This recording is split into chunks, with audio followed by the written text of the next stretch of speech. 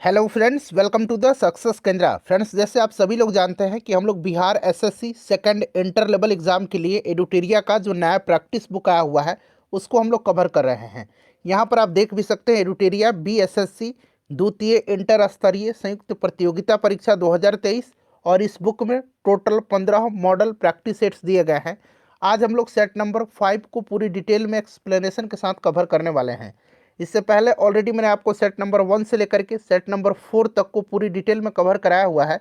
अगर आपने इनको नहीं देखा है तो ज़रूर देख लीजिएगा। इन सभी वीडियोज़ का लिंक आपको आज के इस सेशन के डिस्क्रिप्शन बॉक्स में मिल जाएगा।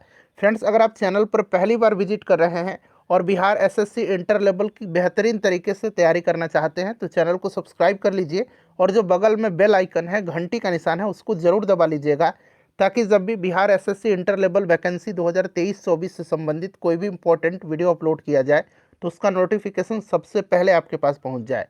तो चलिए फ्रेंड्स, बिना देरी किए हुए सेशन आज का स्टार्ट करते हैं। एक बार सभी लोग प्लीज़ जल्दी से सेशन को लाइक कर दीजिए और जब सेशन समाप्त हो जाएगा तो इसे कम से कम एक ग्रुप में ज़रूर ही शेयर कर दीजिएगा। फ्रेंड्स, आप सभी को नव वर्ष 2024 के हार्दिक शुभकामनाएं। मैं ईश्वर से प्रार्थना करता हूं कि ईश्वर आपकी सरकारी नौकरी का सपना इस वर्ष पूरा करें। देखिए, जैसे आप जानते हैं कि हम लोग बीएसएससी इंटर लेवल वैकेंसी के लिए एडुटेरिया का जो नया प्रैक्टिस बुक आया हुआ है, यहाँ पर देख लीजिए एडुटेरिया बीएसएससी इंटर स्तरीय प्रैक्टिस सेट्स, उसके सेट नंबर 5 को आज हम लोग डिस्कस करने वाले हैं। इससे पहले मैंने आपको सेट नंबर 1 से 4 तक को पूरी डिटेल में कवर कराया हुआ है। जिन्होंने भी नहीं देखा इन सेट्स को ज़रूर देख लीजिएगा। इनका लिंक आपको आज की सेशन के डिस्क्रिप्शन बॉक्स में मिल जाएगा। चलिए स्टार्ट करते हैं। थोड़ा सा मैं जूम कर देता हूं ताकि प्रश्न जो है आपको स्पष्ट रूप से दिखाई दे। आज के सेशन का पहला प्रश्न पढ़ेंगे। देखिए, पहला प्रश्न है कि संयुक्त राष्ट्र महासभा द्वारा विश्व सतत परिवहन दिवस किस तिथि को मनाने की घोषणा की गई है। बड़ा ही यह इंपॉर्टेंट क्वेश्चन है। और फ्रेंड्स, अगर आप आंसर पहले से जानते हैं तो आंसर कमेंट बॉक्स में देकर के बताते चलेंगे। इससे क्या होगा कि आपका बेहतरीन तरीके से रिवीजन होते चलेगा और जो भी मैं एक्सप्लेन करूंगा उसको भी ध्यानपूर्वक सुनना है। एक प्रश्न के साथ साथ आपके 2 से 3 प्रश्न जो है ऐसे कवर होते चलेंगे। अब यहाँ पर ध्यान दीजिएगा फ्रेंड्स, संयुक्त राष्ट्र महासभा ने पर्यावरण के अनुकूल परिवहन को बढ़ावा देने की दिशा में एक निर्णायक कदम उठाते हुए 26 नवंबर को विश्व सतत परिवहन दिवस मनाने की घोषणा किया है। तो यहाँ पर देखिए ऑप्शन बी राइट आंसर हो जाएगा, 26 नवंबर। चलिए दूसरा प्रश्न है कि ऑपरेशन उपलब्ध का संबंध किससे है। ऑपरेशन उपलब्ध का संबंध जो है किससे है, तो फ्रेंड्स यह आरपीएफ से है। ऑप्शन ए राइट आंसर हो जाएगा। रेलवे टिकट कालाबाजारी करने वालों की गतिविधियों पर अंकुश लगाने के उद्देश्य से रेलवे सुरक्षा बल द्वारा ऑपरेशन उपलब्ध शुरू किया गया है। अच्छा, ऑपरेशन कुछ और मैं आपको बता देता हूं। जैसे ऑपरेशन अजय आपको याद रखना है। ऑपरेशन अजय किससे संबंधित है, तो इजराइल और फिलिस्तीन के बीच जो युद्ध हुआ था उसमें भारतीयों को वापसी के लिए चलाया गया था। ठीक है। ऑपरेशन कावेरी याद रखिएगा। ऑपरेशन कावेरी चलाया गया था सूडान में फंसे भारतीयों को वापसी के लिए। और ऑपरेशन दोस्त आपको भी याद होगा, जो तुर्की और सीरिया में जो भूकंप आया था उससे राहत के लिए भारतीयों को निकालने के लिए। तो ये तीनों आप जरूर ध्यान रखिएगा। चलिए नेक्स्ट क्वेश्चन है कि 53वां दादा साहब फाल्के पुरस्कार 2021 से किस अभिनेता या अभिनेत्री को सम्मानित किया गया है। 53वां जो है ये 2021 वाला है, बहुत लेट से जो है इस बार दिया गया है। अच्छा, 52वां किसको दिया गया था, 52वां भी याद रखेंगे। 52वां 2020 वाला जो है आशा पारेख को दिया गया था। ठीक है, आशा पारेख को। और 53वां दिया गया है वहीदा रहमान को। ऑप्शन डी यहाँ पर राइट आंसर हो जाएगा। दादा साहब फाल्के अवार्ड फिल्म के क्षेत्र में जो है योगदान के लिए दिया जाता है और पहली बार यह देविका रानी रोरिक को दिया गया था 1969 में। चलिए नेक्स्ट क्वेश्चन है हमारा कि हाल ही में भारत के हरित क्रांति के जनक एम एस स्वामीनाथन का निधन हो गया। उन्हें किस वर्ष विश्व खाद्य पुरस्कार से सम्मानित किया गया। अब यहाँ से 2-3 क्वेश्चन मैं आपको कराऊंगा। देखिए, एम एस स्वामीनाथन को भारत में हरित क्रांति का जनक माना जाता है। और ये जो विश्व खाद्य दिवस जो है ना, विश्व खाद्य पुरस्कार जो है ना, नॉर्मन बोरलॉग के द्वारा स्थापित किया गया था। और पहली बार यह पुरस्कार एम एस स्वामीनाथन को ही दिया गया था। कब दिया गया था, तो 1987 में दिया गया था। ठीक है, 1987 में। अच्छा, ये जो एम एस स्वामीनाथन हैं इनको पद्मश्री कब दिया गया था, तो पद्मश्री 1967 में दिया गया था। पद्म भूषण कब दिया गया था, 1972 में दिया गया था। और पद्म विभूषण कब दिया गया था, तो 1989 में दिया गया था। ये सारे पॉइंट्स आपको ध्यान रखना है। अच्छा, वर्गीज कुरियन जो हैं, वर्गीज कुरियन जिनको कि जो श्वेत क्रांति है उसका जनक माना जाता है, दुग्ध उत्पादन से संबंधित है श्वेत क्रांति, उनको भी यह पुरस्कार दिया गया है। जो विश्व खाद्य पुरस्कार है वर्गीज कुरियन को भी दिया गया है, कब, तो 1989 में उनको दिया गया, ये भी आप ध्यान रखिएगा। चलिए देखिए, लॉजिस्टिक प्रदर्शन सूचकांक प्रतिवर्ष किसके द्वारा जारी किया जाता है? लॉजिस्टिक प्रदर्शन सूचकांक जो है यह प्रतिवर्ष वर्ल्ड बैंक के द्वारा जारी किया जाता है, विश्व बैंक के द्वारा जारी किया जाता है। और देखिए इस वर्ष जो है टोटल 139 कंट्री में भारत का स्थान जो है 38वां है। लगातार भारत के प्रदर्शन में जो है सुधार हो रहा है। इसमें पहले स्थान पर सिंगापुर है। नेक्स्ट क्वेश्चन है हमारा कि किस राष्ट्रीय उद्यान में हाल ही में गज उत्सव 2023 का आयोजन किया गया? गज उत्सव 2023 का आयोजन जो है यह असम के काजीरंगा राष्ट्रीय उद्यान में किया गया। और देखिए फ्रेंड्स, इसका जो है राष्ट्रपति द्रौपदी मुर्मू जी के द्वारा जो है इसका उद्घाटन किया गया था। ठीक है, चलिए असम में किया गया है, ध्यान रखिएगा। नेक्स्ट क्वेश्चन हो जाएगा काजीरंगा, मानस भी असम में ही है, ध्यान रखिएगा। 2023 में कितने व्यक्तियों को पद्म विभूषण पुरस्कार 2023 से सम्मानित किया गया है? अच्छा, टोटल पद्म पुरस्कार जो है आपको याद होगा 106 लोगों को दिया गया है, जिनमें से 6 लोगों को जो है पद्म क्या दिया गया? विभूषण दिया गया है। 9 लोगों को क्या दिया गया है? पद्म भूषण दिया गया है। और 91 लोगों को क्या दिया गया है? तो पद्मश्री दिया गया। इनको ऐड करिए, देखिए टोटल 106 आ जाएगा। तो यहाँ पद्म विभूषण पूछा गया है जो कि 6 लोगों को दिया गया। कौन कौन से? तो 6 लोगों का नाम फटाफट उंगली पर काउंट कर लेंगे। बालकृष्ण दोषी, जाकिर हुसैन, MS कृष्णा, दिलीप महालनोबिस, श्रीनिवास वर्धन और मुलायम सिंह यादव जी को। ठीक है, चलिए 15वां ब्रिक्स शिखर सम्मेलन 2023 का आयोजन कहाँ किया गया? तो फ्रेंड्स ब्रिक्स में आपको पता है ना, ये सबको पता होगा, BRICS। ब्रिक्स में आपका ब्राज़ील, रसिया, इंडिया, चाइना और साउथ अफ्रीका है। ठीक है, और 15वां जो हुआ था ये दक्षिण अफ्रीका में हुआ था। और अगला जो होगा आप कह सकते हैं कि 16वां रसिया में होगा। चलिए उसके बाद क्वेश्चन नंबर 9 है हमारा कि संतोष ट्रॉफी 2023 के उप विजेता कौन है? विजेता नहीं, उप विजेता पूछा जा रहा है। संतोष ट्रॉफी का आयोजन भारत और कहाँ कहाँ किया गया था? सऊदी अरब में हुआ था। दोनों नाम याद रखेंगे, भारत और सऊदी अरब में। और इस बार विनर जो रहा है यह कर्नाटक रहा है। कर्नाटक ने हरा करके किसको यह खिताब जीता? तो मेघालय को, यानी कि मेघालय उपविजेता रहा है। संतोष ट्रॉफी फुटबॉल से संबंधित है। चलिए, किस IIT द्वारा आब प्रहरी ऐप को जो है लॉन्च किया गया है? आब प्रहरी ऐप को किस IIT संस्थान के द्वारा लॉन्च किया गया है?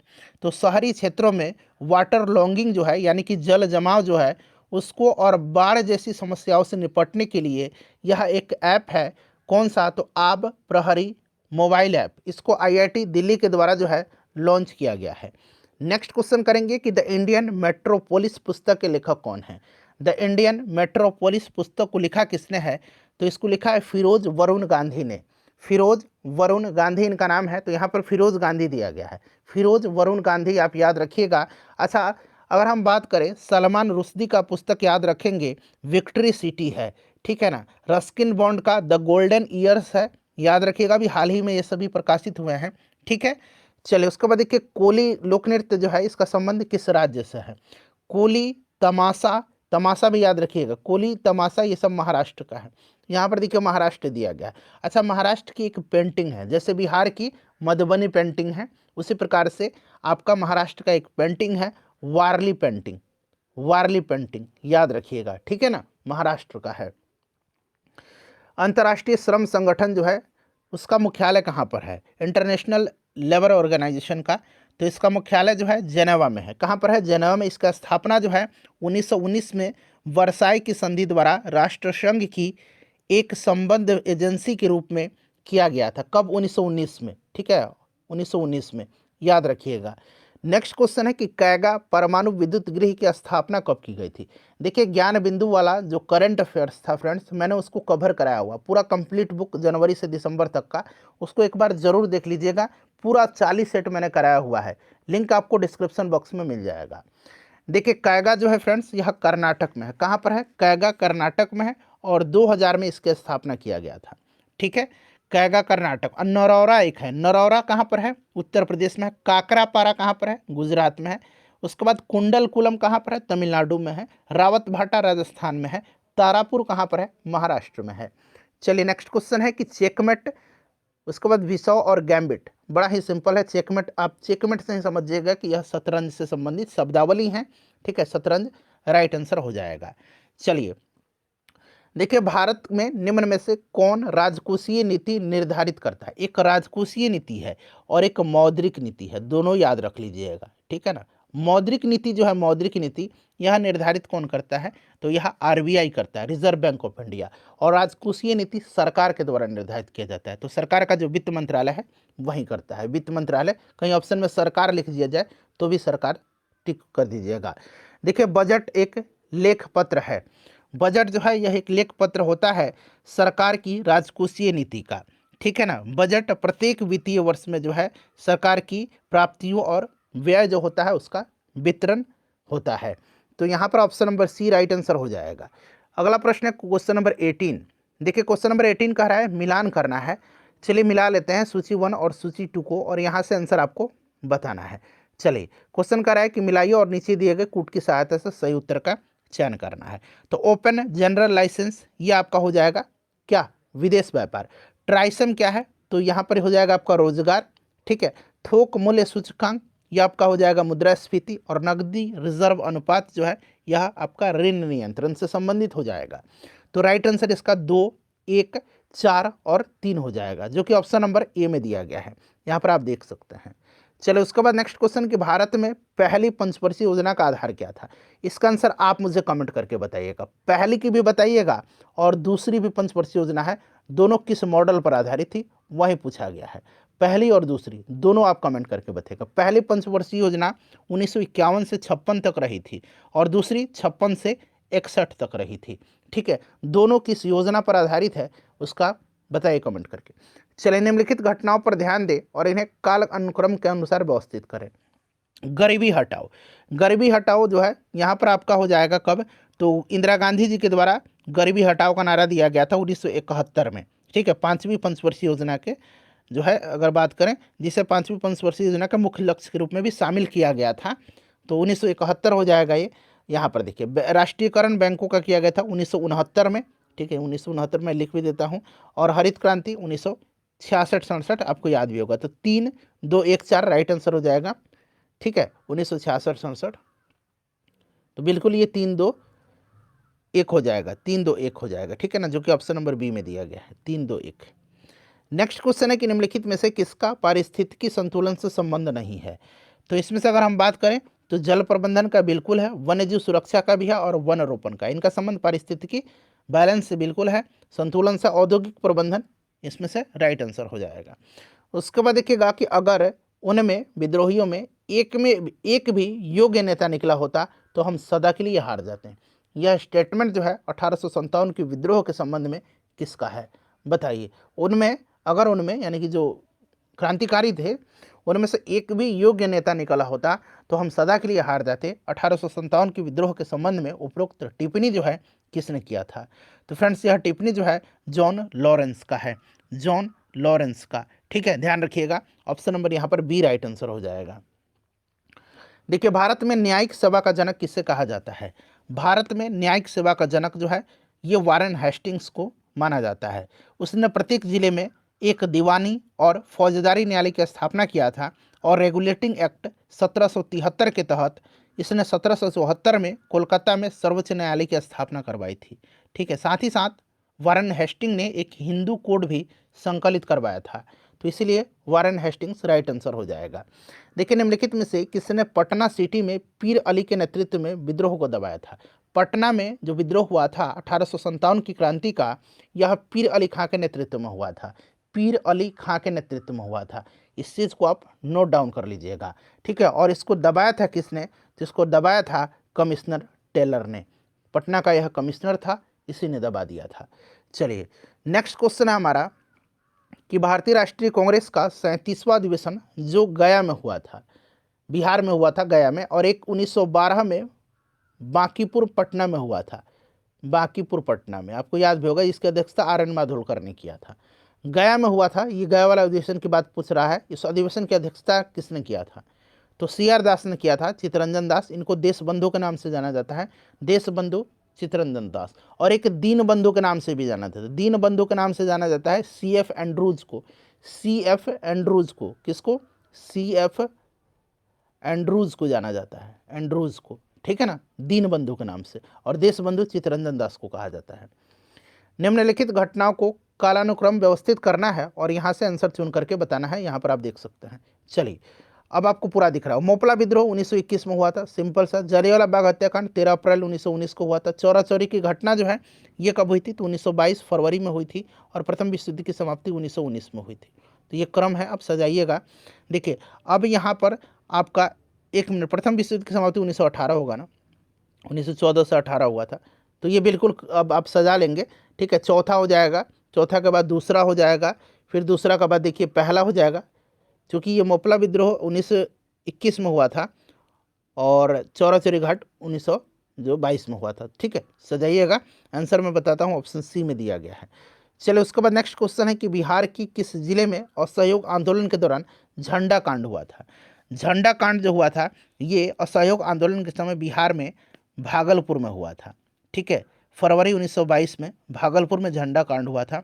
और इसमें भागलपुर में औद्योगिक प्रदर्शनी के दौरान यहाँ के ठेकेदारों ने राष्ट्रीय झंडा का प्रयोग किया, जिस पर ब्रिटिश अधिकारियों ने आपत्ति जताई थी, ठीक है।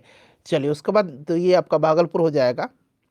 अकबर द्वारा किए गए कार्यों का ये सही क्रम आपको बताना है। अब दिख रहा होगा आपको अकबर का ये, चलिए बताइएगा।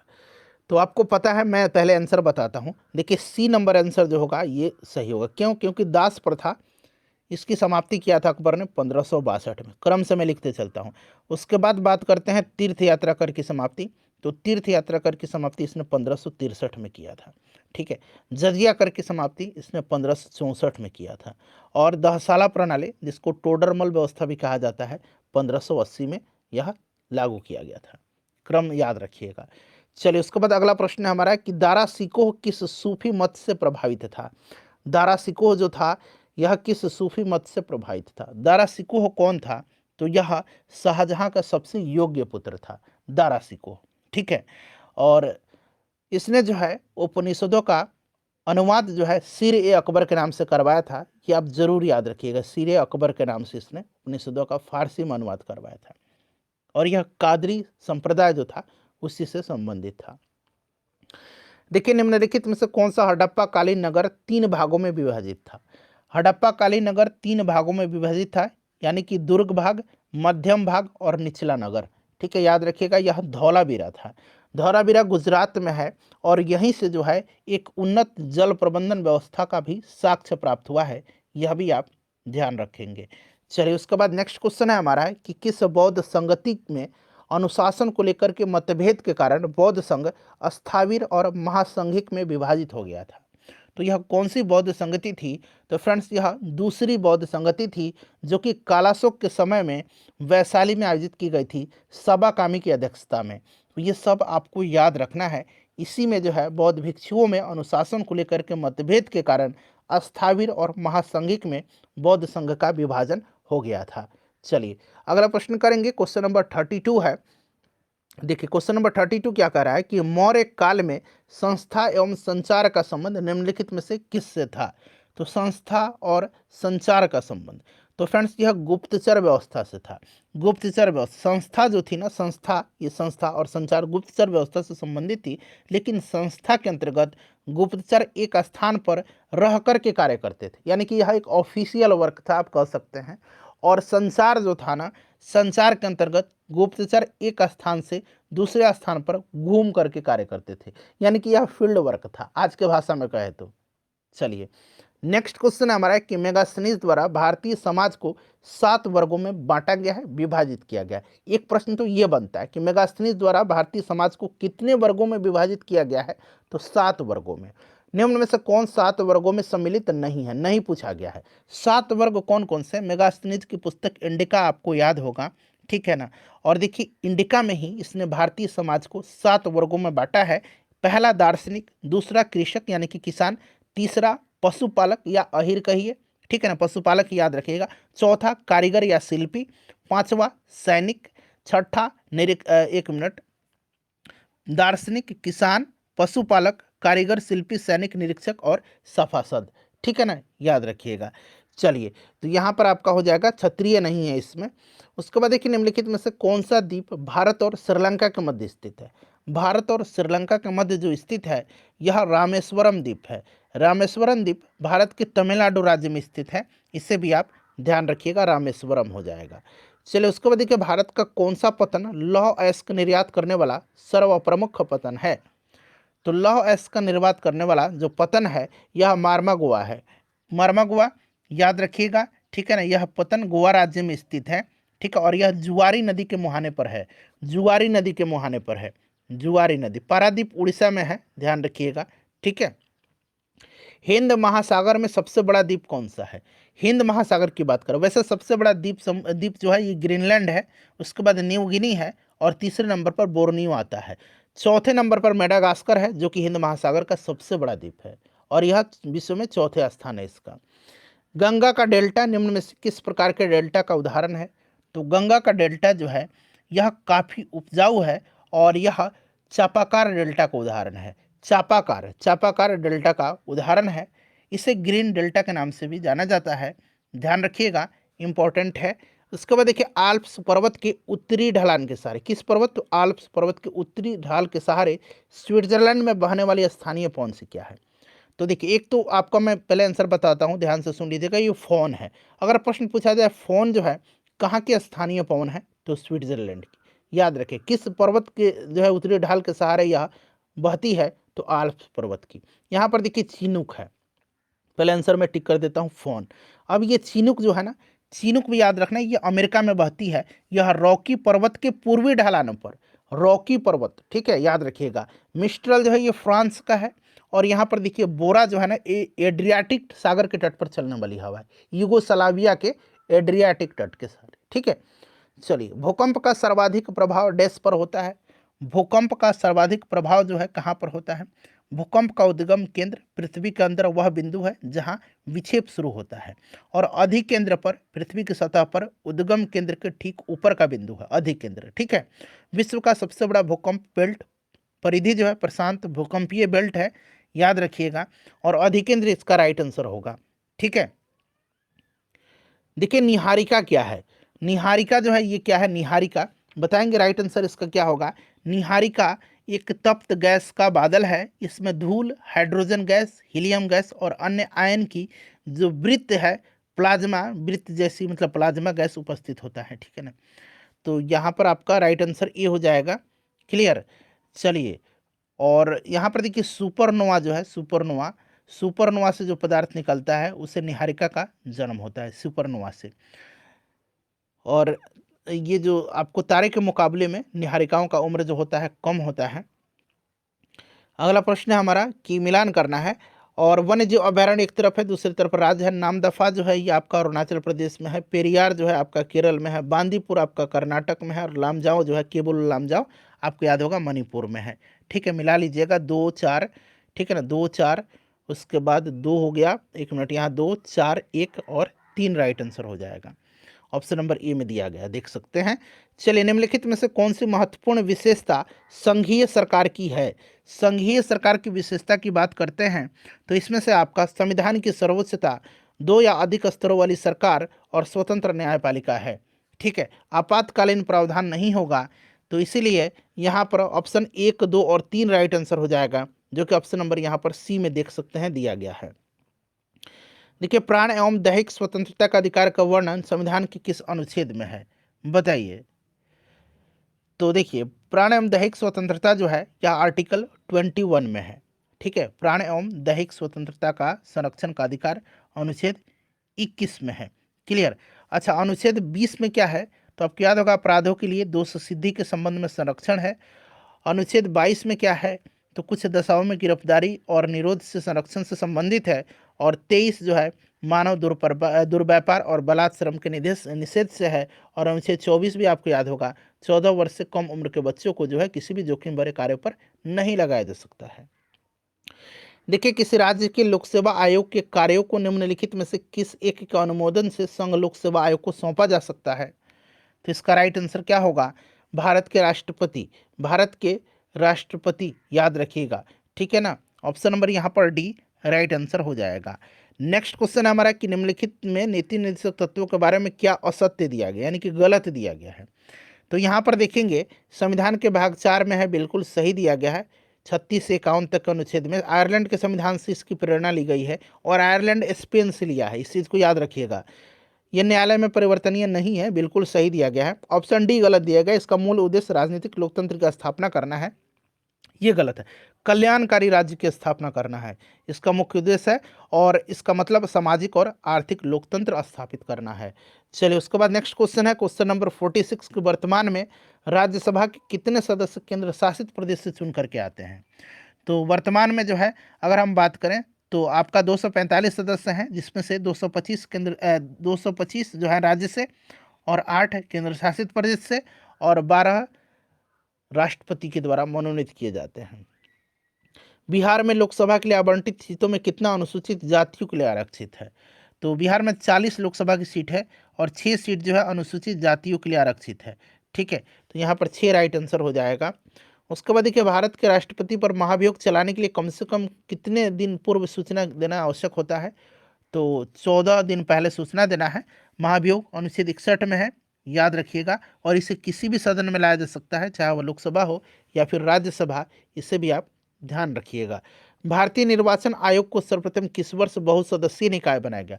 पहले ये एक सदस्यीय था, लेकिन 1989 में जो है इसे बहुसदस्यीय बनाया गया।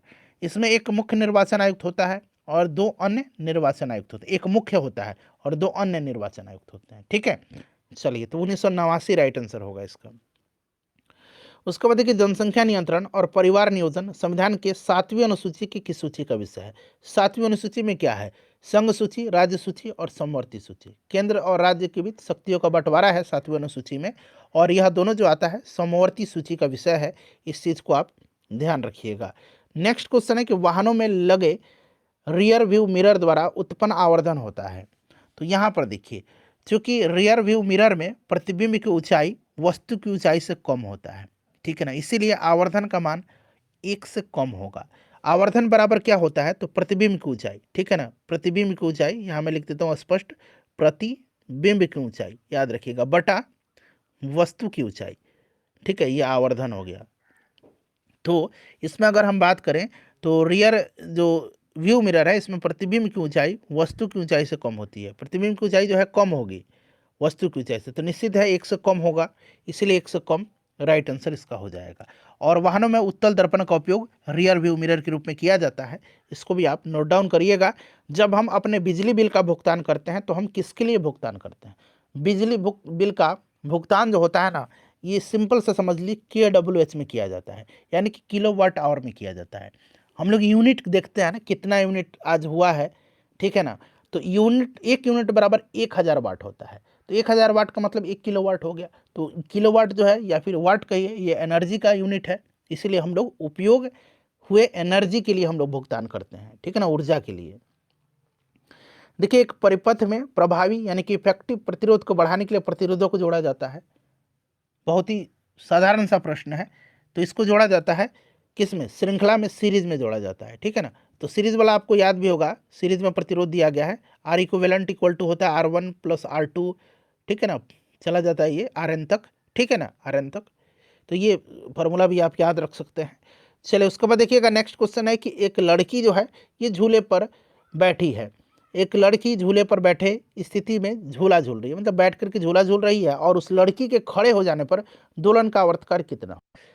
अब यहाँ पर थोड़ा सा ध्यान दीजिएगा। देखिए आपने फॉर्मूला भी पढ़ा है T = 2π√L/G, और आपने पढ़ा भी है कि जो ये आवर्तकाल है लंबाई पर निर्भर करता है, ठीक है ना। देखिए जब लड़की बैठी हुई है और जब खड़ा हो जाएगी झूला पर, तो जब झूला पर वो खड़ा हो जाएगी तो सिंपल सा बात है कि वो धीरे धीरे दोलन करने लगेगा, और जब धीरे धीरे दोलन कर रहा है इसका मतलब आवर्तकाल क्या हो जाएगा, बढ़ जाएगा, ठीक है ना। तो राइट आंसर इसका क्या हो जाएगा, आवर्तकाल बढ़ जाएगा। खड़े होने पर उसका गुरुत्व केंद्र ऊपर उठ जाएगा और बिंदु दूरी से कम हो जाएगी, जिसके कारण दोलन का आवर्तकाल कम हो जाएगा, ठीक है। तो यहाँ पर देखिए आवर्तकाल कम हो जाएगा, right answer option number A. चलिए उसके बाद नेक्स्ट क्वेश्चन कर लेंगे कि रॉकेट गति के किस नियम पर कार्य करता है।